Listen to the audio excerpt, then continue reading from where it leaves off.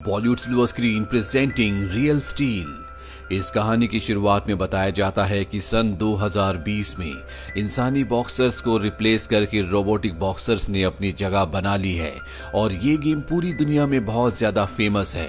लोग इस गेम पर पैसा लगाते हैं और इस गेम को बहुत इंजॉय भी करते हैं। यहीं हमें एक पुराने बॉक्सर को दिखाया जाता है जिसका नाम चार्ली है। चार्ली का एक रोबोटिक बॉक्सर है जिसका नाम एम्बुश है। चार्ली बहुत ज्यादा लापरवाह है, साथ ही उसके ऊपर कई लोगों का कर्जा भी है। इसीलिए चार्ली एक फाइट में जाता है जहां उसके रोबोटिक बॉक्सर की एक बुल से फाइट होने वाली है। चार्ली अपने बॉक्सर से पहले भी इस बुल को हरा चुका है, इसीलिए वो ओवर कॉन्फिडेंस में होता है। हालांकि शुरू में वो बुल को हरा देता है, लेकिन चार्ली की लापरवाही से वो बुल उसके बॉक्सर को बहुत बुरी तरह से डैमेज कर देता है और इस फाइट को हारने के बाद चार्ली के ऊपर कर्जा और भी बढ़ जाता है। दरअसल चार्ली ने अपनी जीत पर $20,000 लगाए थे जो अब वो हार चुका है, इसीलिए वो एक जगह जाकर छुप जाता है। तभी वहां पर दो लोग आते हैं और चार्ली को बताते हैं कि 10 साल पहले जो तुम्हारी एक्स गर्लफ्रेंड थी उसकी डेथ हो चुकी है और अब उसका एक बेटा है जो तुम्हारा बेटा है। तुम्हें कोर्ट की हियरिंग में आना होगा। चार्ली कोर्ट में जाता है जहां पर वो देखता है कि उस बच्चे की आंट भी होती है जो चार्ली से कहती है कि इस बच्चे को मैं पालना चाहती हूँ, अपने पास रखना चाहती हूँ। हालांकि चार्ली को इस बात से कोई फर्क नहीं पड़ता क्योंकि उसकी अपने बेटे के लिए कोई भी फीलिंग्स नहीं होती। पर तभी उसके दिमाग में एक आइडिया आता है। वो सोचता है क्यों ना मैं ऐसा शो करूं कि ये बच्चा मुझे चाहिए, मुझे इसकी जरूरत है, मैं इससे प्यार करता हूं, ताकि उसकी आंट मुझे कुछ पैसे ऑफर करे। और चार्ली ऐसा ही करता है, इसीलिए उस बच्चे की आंट और अंकल चार्ली को $1,00,000 ऑफर करते हैं। चार्ली के लिए ये कीमत बहुत ज्यादा है, लेकिन उसके आंट और अंकल कहते हैं कि हम 3 महीने के लिए बाहर जा रहे हैं। 3 महीने के लिए तुम्हें अपने बेटे को अपने पास रखना होगा, उसके बाद हम तुम्हारे बेटे को हमेशा के लिए अपने साथ ले जाएंगे। चार्ली उनकी बात मान जाता है और अब चार्ली के सामने उसका 10 साल का बेटा होता है जिसका नाम मैक्स है। वो मैक्स को और पैसों को लेकर एक लड़की के पास जाता है जिसे वो कुछ पैसे देता है ताकि वो उसके लिए नया रोबोट बना दे, क्योंकि उसका रोबोट पूरी तरह से नष्ट हो चुका होता है। और अगले दिन दिखाया जाता है कि चार्ली का नया रोबोट आ जाता है और जब चार्ली का बेटा मैक्स इस रोबोट को देखता है तो बहुत खुश और एक्साइटेड हो जाता है क्योंकि मैक्स को रोबोटिक बॉक्सिंग में बहुत ज्यादा इंटरेस्ट होता है। अब यहाँ पर जो लड़की होती है जिसने चार्ली को ये रोबोटिक बॉक्सर दिया है, इसका नाम बेली होता है जो चार्ली के पुराने बॉक्सर कोच की बेटी भी है। इसीलिए वो बेली से कहता है कि तुम मैक्स को अपने पास रखो, मैं यहाँ से उस जगह जा रहा हूँ जहाँ पर बॉक्सिंग का मैच होता है ताकि मैं बॉक्सिंग का मैच जीत कर और भी पैसे कमा सकूं। पर मैक्स भी चार्ली के साथ जाना चाहता है। चार्ली उसे कहता है कि वो जगह खतरों से खाली नहीं है, तुम वहां नहीं आ सकते। पर तभी मैक्स उसकी गाड़ी की चाबी उठा लेता और कहता है कि अगर तुम मुझे अपने साथ नहीं ले गए तो मैं इसे यहाँ से नीचे नाले में फेंक दूंगा। इसीलिए चार्ली को मैक्स की बात माननी पड़ती है और वो उसे अपने साथ उस जगह ले जाता है जहां पर ये इलीगल रोबोटिक बॉक्सिंग फाइट्स होती हैं। और अब चार्ली के रोबोटिक बॉक्सर की दूसरे रोबोटिक बॉक्सर से फाइट शुरू हो जाती है। हालांकि शुरू में वो परफॉर्म अच्छा करता है, लेकिन एक बार फिर से चार्ली अपनी लापरवाही से इस बॉक्सिंग मैच को भी हार जाता है जिसमें उसके रोबोटिक बॉक्सर का हाथ भी अलग कर दिया जाता है। चार्ली अब किसी भी तरह से अपने रोबोटिक बॉक्सर को ठीक करना चाहता है, इसीलिए वो अपने बेटे मैक्स के साथ एक जंक यार्ड जाता है जहां पर बहुत सारे स्पेयर पार्ट्स होते हैं। दरअसल जो भी रोबोट्स खराब हो जाते हैं उन सब को यहाँ पर लाकर फेंक दिया जाता है। अभी दोनों के दोनों अपने रोबोट के लिए पार्ट ढूंढना शुरू कर देते हैं और तभी जहां पर मैक्स खड़ा होता है वो जमीन नीचे खिसक जाती है और मैक्स फिसलता हुआ नीचे जाता है और इससे पहले कि नीचे वो एक खाई में गिरता, वहां पर एक रोबोटिक हाथ उसे पकड़ लेता है। तभी वहां पर चार्ली आता और अपने बेटे को ऊपर खींच लेता है। अब मैक्स देखता है कि जिस रोबोटिक हाथ ने उसे पकड़ा था वो पूरा का पूरा जमीन के अंदर दबा हुआ है और जब वो उसके ऊपर से रेत हटाता है तो उसे पता चलता है कि ये सिर्फ एक हाथ नहीं बल्कि पूरा का पूरा रोबोट है।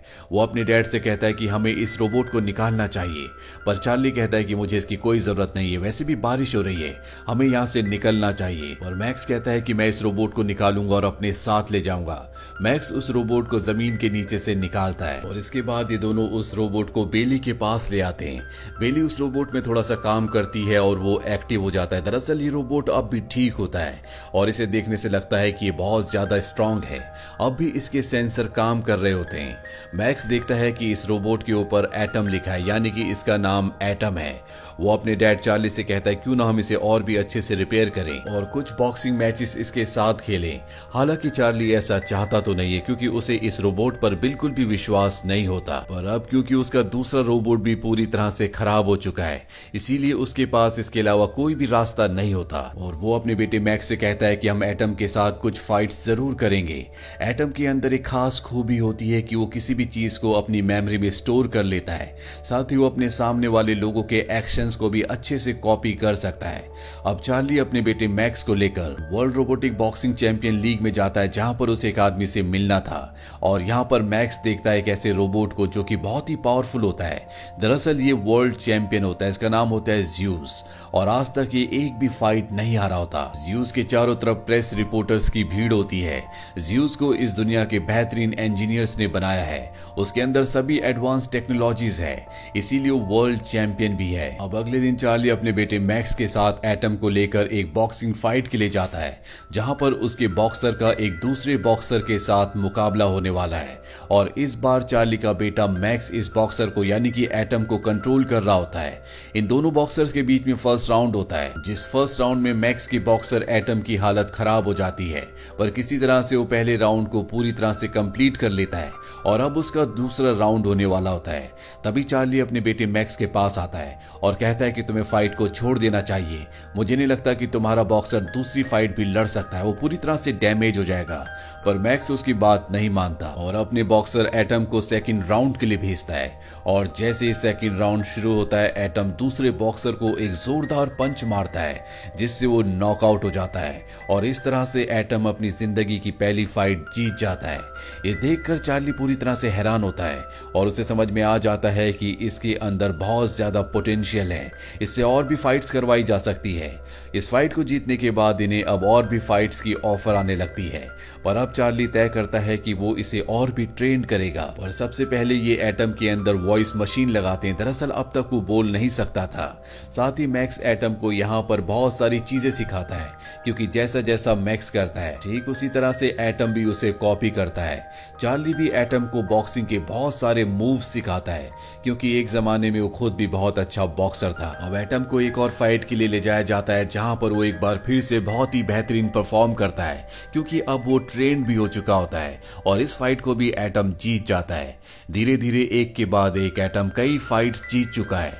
वो लोगों में बहुत ज्यादा प्रसिद्ध इसलिए भी हो गया होता है क्योंकि अपनी फाइट से पहले वो मैक्स के सिखाए हुए मूव्स करता है, यानी कि डांस करता है। एटम की खबरें अब न्यूज में भी आना शुरू हो गई होती है, इसीलिए ज़्यूस की जो ओनर होती है, जो कि वर्ल्ड चैंपियन बॉक्सर है, वो इन दोनों को अपने पास बुलाती है और कहती है कि मैं तुम्हारे बॉक्सर एटम को खरीदना चाहती हूँ, बताओ तुम्हें इसकी कितनी कीमत चाहिए।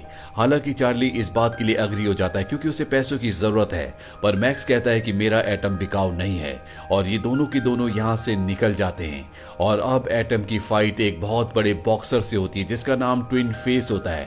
इस बॉक्सर के इस रोबोट के दो चेहरे होते हैं, इसीलिए कहीं से भी इस पर वार होता है तो इसे पता चल जाता है। और अब एटम और ट्विन फेस के बीच में फर्स्ट राउंड शुरू होता है। ट्विन फेस बहुत ज्यादा शार्प होता है, वो एटम के ऊपर हमला करता है, पर जल्दी एटम ये समझ जाता है कि उसे ट्विन फेस को कैसे हराना है और वो पहले राउंड में उसे नॉकआउट करके गिरा देता है, जिससे पूरी की पूरी ऑडियंस एटम की अब बहुत बड़ी फैन हो चुकी है। और अब मैक्स रिंग के अंदर आता है और कहता है कि हमारा बॉक्सर सबसे बेहतरीन है और इस दुनिया का वर्ल्ड का जो चैंपियन है ज़्यूस, उसकी ओनर भी हमसे इस बॉक्सर को खरीदना चाहती थी। पर मैं ज़्यूस को डायरेक्ट चैलेंज करता हूं, अगर वो सच में वर्ल्ड चैंपियन है तो वो मेरे बॉक्सर एटम से लड़ कर दिखाए। अब इन्होंने ट्विन फेस को हराया होता है, इसीलिए इन्हें बहुत अच्छे खासे पैसे भी मिलते हैं। लेकिन जब ये पार्किंग में जाते हैं तभी वहां पर चार्ली के पुराने साथी आ जाते हैं, जिन्हें चार्ली ने पैसे देने थे, जिनके बुल ने चार्ली के पहले बॉक्सर को बहुत बुरी तरह से हराया था। और वो आदमी चार्ली को बहुत बुरी तरह से मारते हैं और उसके पास जितने भी पैसे होते हैं सब के सब छीन कर ले जाते हैं। मैक्स को भी अपने पिता को इस हालत में देखकर बहुत बुरा लगता है और अब चार्ली तय करता है कि मैक्स का उसके साथ कोई भी फ्यूचर नहीं है। हालांकि पिछले 3 महीनों से ये एक दूसरे के साथ होते हैं और एक दूसरे के बहुत क्लोज भी हो गए होते हैं, पर फिर भी चार्ली मैक्स को उसकी आंट और अंकल के पास ले जाता है और कहता है कि अब तुम्हें उन्हीं के साथ रहना होगा। मैक्स कहता है कि मैं आपके साथ रहना चाहता हूँ, मुझे आपके साथ अच्छा लगता है। लेकिन चार्ली उसकी बात नहीं सुनता और उसे उसकी आंट और अंकल के साथ भेज देता है। इसके बाद वो वापस बेली के पास आता है। दरअसल बेली और चार्ली एक दूसरे को पसंद करते हैं। वो उसे बताता है कि मैंने मैक्स को उसकी आंट और अंकल के पास भेज दिया। बेली उसे कहती है कि तुम्हें ऐसा नहीं करना चाहिए था, तुम उसके फादर हो, तुम्हें उसकी जरूरत है और उसे भी तुम्हारी जरूरत है। साथ ही यहाँ पर चार्ली भी मैक्स के जाने से बहुत उदास हो गया होता है। उसके अंदर फाइट्स जीतने का जो जज्बा था वो भी अब पूरी तरह से खत्म हो गया है और अगले दिन ज़्यूस की और एटम की फाइट होनी होती है। इसीलिए चार्ली अपने बेटे के पास जाता है और उससे कहता है कि आज ज़्यूस की और एटम की फाइट है, मैं चाहता हूँ कि तुम भी वहां पर रहो ताकि हम मिलकर इस फाइट को जीत सके। यहाँ पर मैक्स की आंट आ जाती है और मैक्स को अलाउ कर देती है और अब चार्ली, मैक्स और एटम तीनों की तीनों उस जगह पहुंच जाते हैं जहां पर आज वर्ल्ड चैंपियनशिप होनी है, जो कि और किसी से नहीं बल्कि ज़्यूस से है, जो आज तक पूरी जिंदगी में कोई भी फाइट नहीं हारा। और अब ज़्यूस की एंट्री होती है जो कि बहुत ही भयानक होती है। इस एंट्री को देखकर मैक्स और चार्ली दोनों के दोनों घबरा जाते हैं, पर चार्ली अपने बेटे से कहता है कि हमें किसी भी कीमत पर इस मैच को जीतना होगा। इस मैच में 5 राउंड्स होने वाले थे और इन 5 राउंड्स में जो ज्यादा स्कोर करेगा या दूसरे को नॉकआउट कर देगा वही जीतेगा। और अब मैक्स और ज़्यूस का पहला राउंड शुरू हो जाता है और मैच की शुरुआत में ही ज़्यूस एटम के सिर पर एक पंच मारता है जिससे वो जमीन पर गिर जाता है। ये देखकर पूरी तरह से खामोशी हो जाती है। सब सोचते हैं कि इस मैच को अब ज़्यूस जीत चुका है, लेकिन किसी तरह से एटम उठता है। लेकिन ज़्यूस जो कि बहुत ही खतरनाक बॉक्सर है, वो एटम पर कई प्रहार करता है और लगातार पंचेस मारने के साथ वो उसे एक बार फिर से जमीन पर गिरा देता है और अब एटम के अंदर कोई भी मूवमेंट नहीं होती। साथ ही काउंटिंग भी शुरू हो जाती है और तभी मैक्स कहता है कि एटम तुम्हें उठना होगा, तुम्हें इस मैच को जीतना होगा। उसकी आवाज सुनकर एक बार फिर से एटम एक्टिवेट हो जाता है और वो खड़ा हो जाता है और खड़े होने के साथ ही वो ज़्यूस को एक जोरदार पंच मारता है जिससे वो पूरी तरह से हिल जाता है।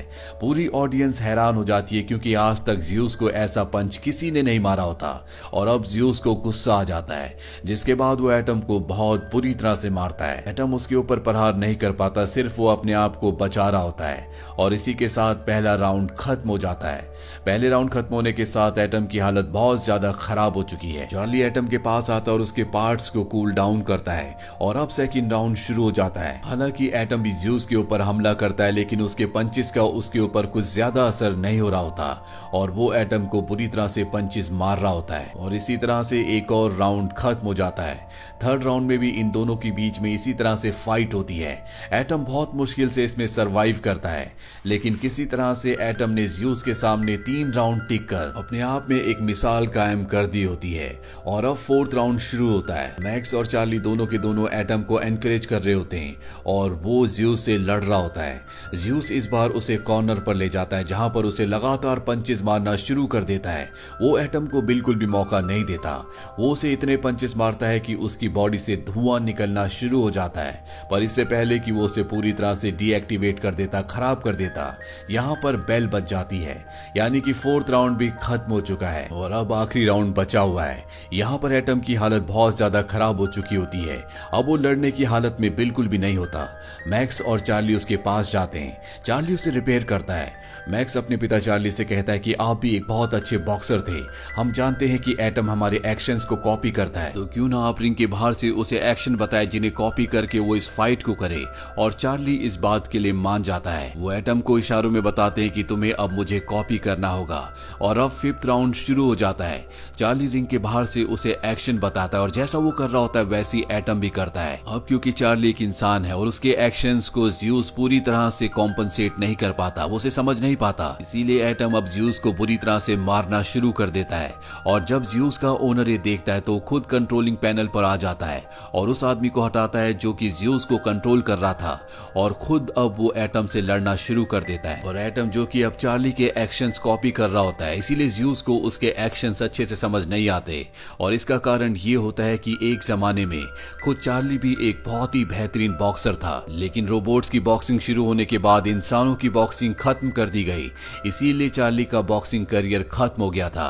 और अब चार्ली के एक्शन कॉपी करने के बाद एटम ज़्यूस को बहुत बुरी तरह से मारता और उसे नीचे गिरा देता है। काउंटिंग होना शुरू हो जाती है, लेकिन इससे पहले कि 10 काउंट्स होते ज़्यूस का ओनर उसे खड़ा कर देता है।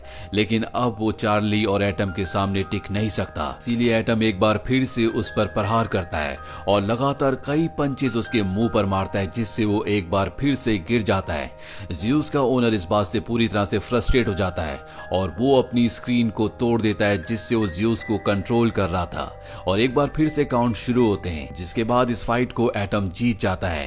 चार्ली के ऊपर उसके बेटे मैक्स को, साथ ही बेली को जो कि उसकी गर्लफ्रेंड है, इन दोनों को गर्व होता है। और अब इस मैच की अनाउंसमेंट की जाती है, पर जब इसका रिजल्ट बताया जाता है तो सबके सब हैरान हो जाते हैं, क्योंकि इस मैच में बताया जाता है कि पॉइंट्स के आधार पर इस मैच को ज़्यूस जीता है, क्योंकि पहले 4 राउंड्स में ज़्यूस ने बहुत ही बेहतरीन परफॉर्म किया था। लेकिन इस फैसले के सब खिलाफ होते हैं। अब लोगों का नया चैंपियन और कोई नहीं बल्कि एटम है। पर जजिस ने जो फैसला लिया होता है वो कहीं ना कहीं सही होता है, क्योंकि पहले 4 राउंड्स में ज़्यूस ने सच में बहुत अच्छा परफॉर्म किया था। इस फैसले को सुनकर चार्ली, मैक्स और बेली तीनों के तीनों उदास हो जाते हैं। पर तभी यहाँ पर एक और फैसला सुनाया जाता है। वो बताते हैं कि आखिरी राउंड में एटम ने बहुत अच्छा परफॉर्म किया और उसने ज़्यूस को इतनी बुरी तरह से मारा है कि अब उसे कभी भी रिपेयर नहीं किया जा सकता, यानी कि अब वो कभी बॉक्सिंग मैच नहीं लड़ सकता, वो डेड हो चुका है। इसीलिए अब जो नया वर्ल्ड चैंपियन है वो और कोई नहीं बल्कि एटम है। एटम के नए वर्ल्ड चैंपियन बनने से ये तीनों के तीनों बहुत खुश हो जाते हैं। साथ ही जितने भी लोग होते हैं सब एटम की जीत को सेलिब्रेट करते हैं। मैक्स अपने पिता के गले से लग जाता है और कहता है कि मुझे आप पर गर्व है, मैं आपकी तरह बनना चाहता हूँ। चार्ली अपने बेटे से कहता है कि अब मैं तुम्हें अपने आप से दूर कभी नहीं करूंगा। मैंने तुम्हारी आंट से जो पैसे लिए मैं उन्हें वापस कर दूंगा, ताकि हम हमेशा एक दूसरे के साथ रह सके। और इसी हैप्पी एंडिंग के साथ ये फिल्म, ये कहानी यहीं पर खत्म हो जाती है। ये फिल्म ईयर 2011 में रिलीज हुई थी। IMDb पर इस फिल्म की रेटिंग है 7। उम्मीद करते हैं कि ये कहानी आपको पसंद आई होगी।